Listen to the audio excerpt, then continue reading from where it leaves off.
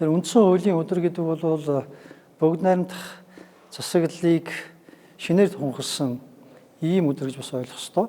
Шинээр гэдэг нь бол мэдээж хэрэг 1924 онд Монгол улс бүгд найрамдах улс болсноо зарлан тунхагласан. Гэхдээ шинэ төрлийн бас одоо улс төрийн дэглэм, төрийн байгуулалт, нийгмийн байгууллал, эдийн засгийн тогтолцоог сонгож авсан энэ нөхцөл байдалтай уялдсан бидний суур хуулийг баталсан юм өдөр юм байна. Энэ үүднээс нь аваад үзвэл үндсэн хуулийн өдөр гэдэг бол Монгол улсад ардсан дэглэмийг шинээр одоо тогтоосон энэ одоо нөхцөл байдлыг энэ шинэ шилжилтийг тунхагласан өдөр гэж ойлгох ёстой.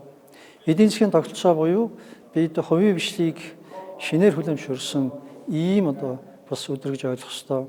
Нийгмийн байгууллагын хүрээнд нийгмийн бүхэл харилцаанд иргэдийн эвлэлдэн нэгдэх, үжил бодлоо чөлөөтэй илэрхийлэх, нийгмийн суур харилцаанд орж эрхүүдийг бүрэн хүлээн бас ийм өдөр гэж ойлгох ёстой. Энэ үднээс наваад үзвэл өнгөрсөн 34 жилийн хугацаанд Монгол улсад хийгдсэн нийгмийн эдийн засаг улс төрийн шилжилт тэрний үр дүн бол энэхүү үндсэн хуулийн үр дүн байсан гэдгийг бас хамтдаа хүлээмжшүүлнэ. Иргэд бол үндсэн хуулиа бүрэн судалж энэ үндсэн хуулиар дамжуулан эрхээ эдэлж үүргээ бас хэрэгжүүлэх чиглэлээр бол анхаарах ёстой.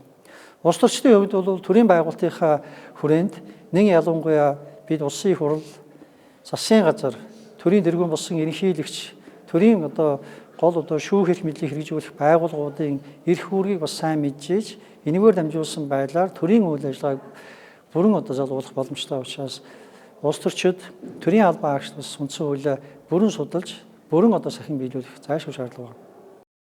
Монгол улсын үндсэн хууль